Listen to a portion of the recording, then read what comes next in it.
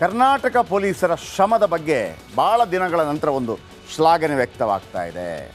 ರಾಜಕಾರಣಿಗಳು, ಇನ್ಫ್ಲುಯೆನ್ಸ್ಡ್ ಪರ್ಸನ್ಸ್ಗಳಿದ್ದರೆ, ಒಳ್ಳೊಳ್ಳೆ ಕಾಂಟ್ಯಾಕ್ಟ್ಗಳಿದ್ದರೆ ಎಂಥದನ್ನು ಕೂಡ ಮುಚ್ಚಿ ಹಾಕಬಹುದು ಅನ್ನುವಂಥ ಒಂದು ಭ್ರಮಾಲೋಕದಲ್ಲಿ ಪ್ರತಿಯೊಬ್ಬರು ಕೂಡ ಬದುಕ್ತಾ ಇದ್ದರು. ಹೊರಗೆ ಬರ್ತಾರೆ ಬಿಟ್ರಿ, ಸುಮ್ಮನೆ ಕೇಸ್ ಬಿಟ್ರಿ. ಆದರೆ ಕರ್ನಾಟಕ ಪೊಲೀಸರ ಕ್ರಮದ ಬಗ್ಗೆ ಸಾಕಷ್ಟು ಶ್ಲಾಘನೆ ವ್ಯಕ್ತವಾಗ್ತಾ ಇದೆ. ಪೊಲೀಸರ ಕ್ರಮ ಏನಿದ್ರು ಬಡವರ ಮೇಲೆ ನಾವೇ ಹೇಳಿದ್ವಿ 1000 ಬಾರಿ, ಶ್ರೀಮಂತರು ಪ್ರಭಾವಿಗಳ ವಿರುದ್ಧ ಕ್ರಮ ಆಗೋದೇ ಇಲ್ಲ ಅಂತ ಕೆಲವರು ಹೇಳ್ತಾ ಇದ್ರು. ಆದರೆ ಕಾಲ ಬದಲಾಗಿದೆ. ಕಂಪ್ಲೀಟ್ ಅಲ್ಲ, ಸ್ವಲ್ಪ ಮಟ್ಟಿಗೆ. ಯಾಕೆಂತಂದರೆ ಇವತ್ತೊಂದು ಫೋಟೋ ನೋಡ್ತಾ ಇದ್ದೆ, ಯಾವುದೋ ಕಡೆ ಅತಿಕ್ರಮಣ ಮಾಡಿ ಶೆಡ್ ನಿರ್ಮಿಸಿದ್ದಾರೆ ಅಂತೇಳಿ ಅಂತ ಹೊಡೆದಾಗ್ತಾ ಇದ್ದಾರೆ. ರಾಜ ಕಾಲುವೆ ಅತಿಕ್ರಮಣ ಮಾಡಿ ಮನೆ ಕಟ್ಟದಂಥ ದರ್ಶನ್ ಅವರು ಆರೋಪ ಇದೆ. ಒಂದು ಮಾಲ್ ಇದೆ ರಾಜಾಜಿನಗರದಲ್ಲಿ, ಅವರು, ಆಮೇಲೆ ಈಗ ಸಚಿವರಾಗಿರುವವರ ತಂದೆ ಹೆಸರಲ್ಲಿರುವಂಥ ಆಸ್ಪತ್ರೆ, ಅವೆಲ್ಲವೂ ಕೂಡ ರಾಜ ಕಾಲುವೆಯನ್ನು ಕಬಳಿಸಿಯೇ ಮಾಡಿದ್ದು. ಅವುಗಳನ್ನು ಒಡೆದಾಕುವಂಥ ಧೈರ್ಯ ಇನ್ನೂ ತೋರಿಸಿಲ್ಲ. ಈ ನಡುವೆ ಪೊಲೀಸರು ಕಳೆದ 2 ತಿಂಗಳಲ್ಲಿ ರಾಜ್ಯದಲ್ಲಿ ನಡೆದ ಬೆಳವಣಿಗೆಗಳನ್ನು ಗಮನಿಸಿದರೆ ಪೊಲೀಸರು ಅತ್ಯದ್ಭುತವಾಗಿ ಕೆಲಸ ಮಾಡಿದ್ದಾರೆ. ಇತ್ತೀಚೆಗೆ ರಾಜ್ಯದಲ್ಲಿ ಹೈ ಪ್ರೊಫೈಲ್ ಕೇಸ್ಗಳನ್ನು ಭೇದಿಸಿ ಘಟಾನುಘಟಿಗಳನ್ನೇ ಪೊಲೀಸರು ಜೈಲುಗಟ್ಟಿದ್ದಾರೆ. ಯಾರೆಲ್ಲ ನೋಡಿ, ಪೊಲೀಸರು ರೇವಣ್ಣ ಯಾರು? ಮಾಜಿ ಸಚಿವ, ಪ್ರಭಾವಿ, ಕೇಂದ್ರ ಮಂತ್ರಿ ಕುಮಾರಸ್ವಾಮಿ ಅವರ ಅಣ್ಣ. ಪ್ರಜ್ವಲ್ ಯಾರು? ಸಂಸದ, ರೇವಣ್ಣ ಅವರ ಪುತ್ರ, ದೊಡ್ಡ ಫ್ಯಾಮಿಲಿ, ದೇವೇಗೌಡರ ಮೊಮ್ಮಗ. ಭವಾನಿ ಯಾರು?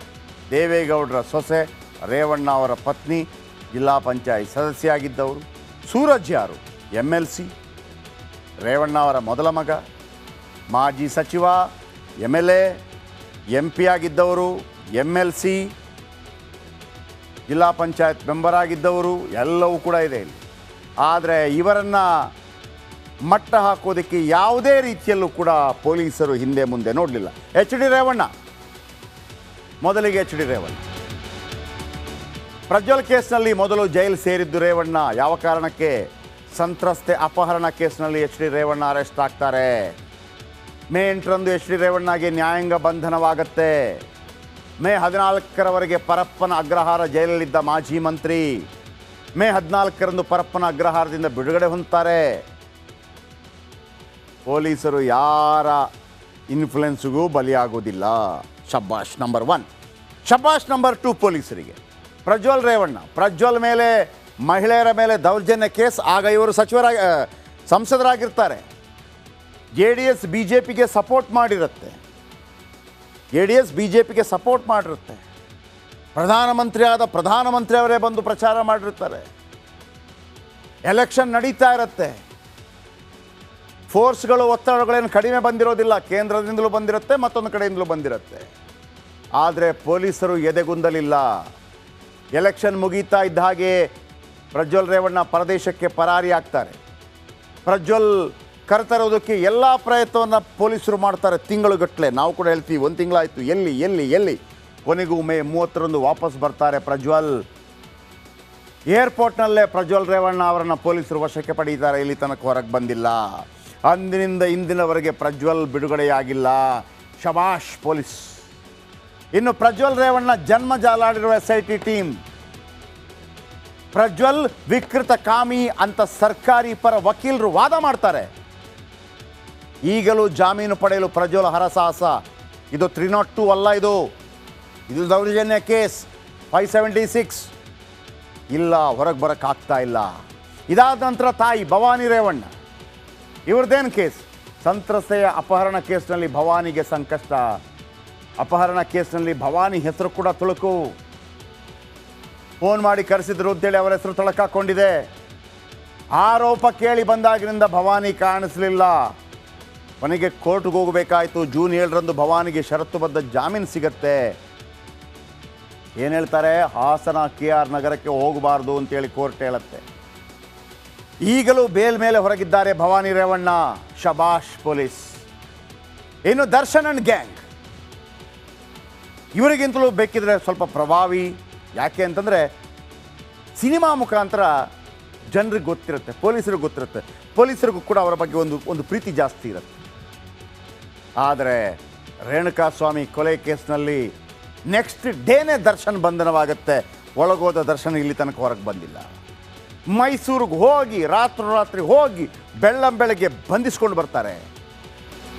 ಆಗ ಇಲ್ಲ, ನನ್ನ ಹತ್ರ ರೇಂಜ್ ರೋವರ್ ಡಿಫೆಂಡರ್ ಗಾಡಿ ಇದೆ, ನನ್ನ ಕಾರಲ್ಲಿ ಬರ್ತೀನಿ, ಮರ್ಯಾದೆ ಪ್ರಶ್ನೆ ಅಂತ ದರ್ಶನ್ ಸ್ವಂತ ವಾಹನದಲ್ಲಿ ಬರ್ತೇನೆ ಅಂತ ಬೇಡ್ಕೊಂಡಾಗಲೂ ಕೂಡ ನೋ,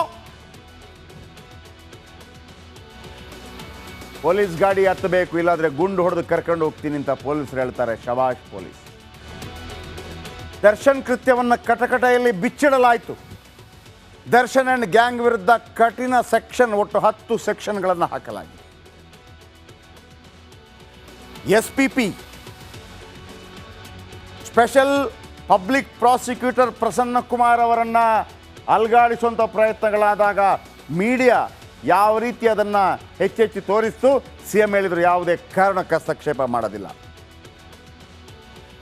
ಆ ನಂತರ ಪೊಲೀಸರು ಮತ್ತು ಅಧಿಕಾರಿಗಳ ಪ್ರಯತ್ನದಿಂದಾಗಿ ಮೊದಲು ಪವಿತ್ರ ಗೌಡ ಪರಪ್ಪನ ಅಗ್ರಹಾರ ಜೈಲು ಸೇರಬೇಕಾಯಿತು. ನಂತರ ದರ್ಶನ್ ಕೂಡ ಪರಪ್ಪನ ಅಗ್ರಹಾರ ಸೇರಬೇಕಾಯಿತು. ಅದಾದ ನಂತರ ಮತ್ತೊಂದು ಕೇಸ್ ಬಂತು, ಅದುವೇ ಸೂರಜ್ ರೇವಣ್ಣ.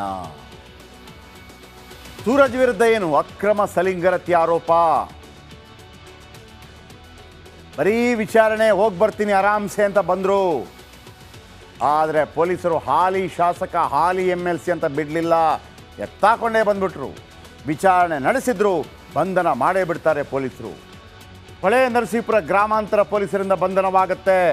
ಅವರದೇ ಕ್ಷೇತ್ರ. ಸೂರಜ್ ತಂದೆ ರೇವಣ್ಣ ಹೊಳೆ ನರಸೀಪುರ ಶಾಸಕ ಆದರೂ ಕೂಡ ಅಲ್ಲಿಯ ಪೊಲೀಸರು ಬಂಧಿಸೋದಕ್ಕೆ ಹಿಂದೆ ಮುಂದೆ ನೋಡಲ್ಲ. ಪೊಲೀಸರು ತಲೆ ಕೆಡಿಸ್ಕೊಳ್ಳಿಲ್ಲ.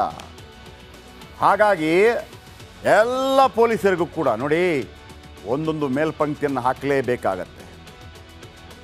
ಯಾರನ್ನು ನಂಬಬೇಕು ನಾವು? ಪೊಲೀಸರು, ಅಧಿಕಾರಿ ವರ್ಗ, ರಾಜಕಾರಣ, 4ನೇ ಅಂಗ ಮಾಧ್ಯಮ ಅಂತ ಹೇಳುತ್ತೆ. ಎಲ್ಲವೂ ಮೇಲಿಂದ ಸರಿಯಾಗ್ತಾ ಬಂದಾಗ ಎಲ್ಲವೂ ಸರಿಯಾಗುತ್ತೆ. ಆ ದಿಕ್ಕಿನಲ್ಲಿ ದಿಟ್ಟ ಹೆಜ್ಜೆ ಇಡಬೇಕು. ಇಲ್ಲಿ ದರ್ಶನ್ ಇದ್ದಾರೆ, ಮತ್ತೊಬ್ಬರಿದ್ದಾರೆ ಅಂತಲ್ಲ. ನಾಳೆ ಇನ್ನೊಬ್ಬನ ಹೆಸರು ಬಂದಾಗಲೂ ಕೂಡ ಕರ್ನಾಟಕದ ಪೊಲೀಸರು ನಂಬರ್ 1 ಅನ್ನೋದು ಮತ್ತೆ ಮತ್ತೆ ಸಾಬೀತಾಗಲಿ.